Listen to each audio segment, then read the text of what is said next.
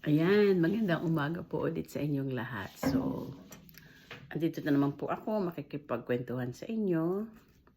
So, today po ay Tuesday na dito sa Canada. Bale, 7:35 ng umaga. So, nag-aamusal ako.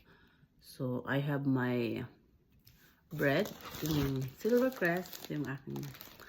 And also, I have the almond butter. Yan. As hindi siya matamis talaga. Ni-replace ko yung mga sweets. So, yan.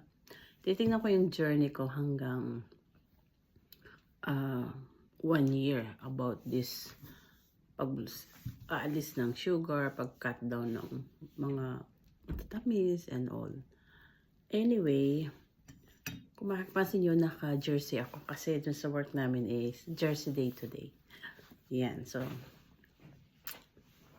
kailangan naka-jersey day. So, hindi pa naman time. Kasi 8:25 pa yung daan ng bus ko. So, I have time. And ang shift ko po ay 9 o'clock pa. 9 to 6 ako. Actually, Monday and Wednesday, early shift ako kasi ako ay may online class. So, yun. So, isi-share ko din sa inyo yung aking online class, by the way. So, last week, nag-orientation kami about the online class.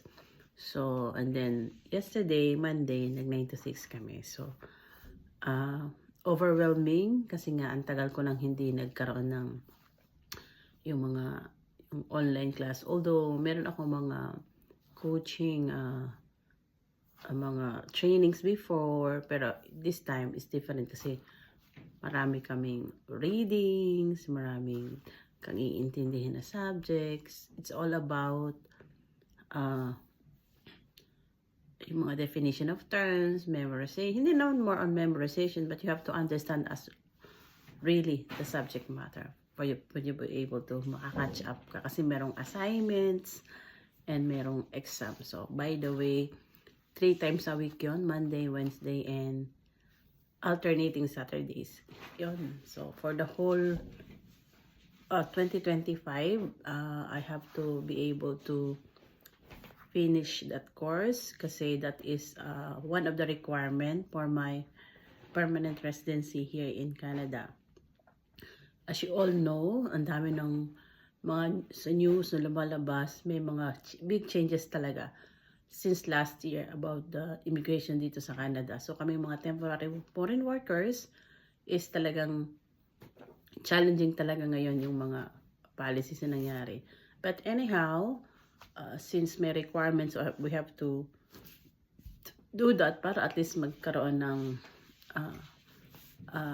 patutunguhan yung ating lahat ng ating mga pagsusumikap dito.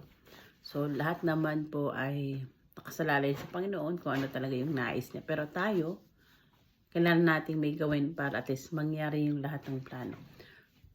The goal is still the goal, but meron lang mga curve. So, but diretso pa rin tayo dun sa goal natin. So, yun.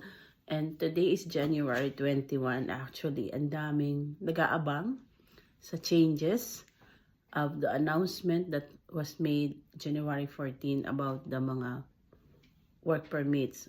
Although kami naman po ay naka-submit na ng application, so para sa aming extension. So we are waiting for the approval and ayun, pero continue pa rin yung buhay namin dito. So ayun, so I will not elaborate more on that kasi that is very masyadong madaming usapin and I am not a professional consultant or whatsoever.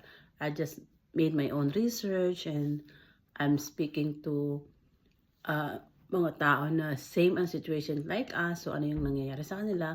Although pare-pareho kami ng sitwasyon, pero iba-iba naman yung journey.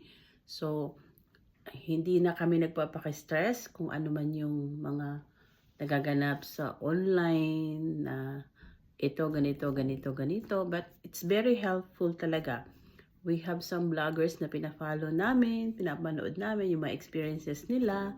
So, malaking tulong. Pero, you have to make your own research as well kasi available naman siya dun sa Canada website na kung saan na dun yung mga updates. So, yan.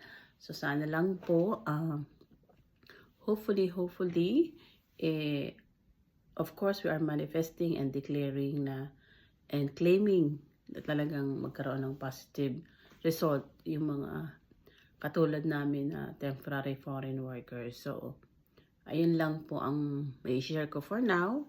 Pero sana, because tomorrow is already my 52nd birthday, so I'm not hiding my age because I'm very proud na nakarating po ako ng 52 years old and still I'm healthy, I'm doing good, my family is doing great, and maraming salamat po sa Panginoon. And God bless you all, and until our next sharing. God bless.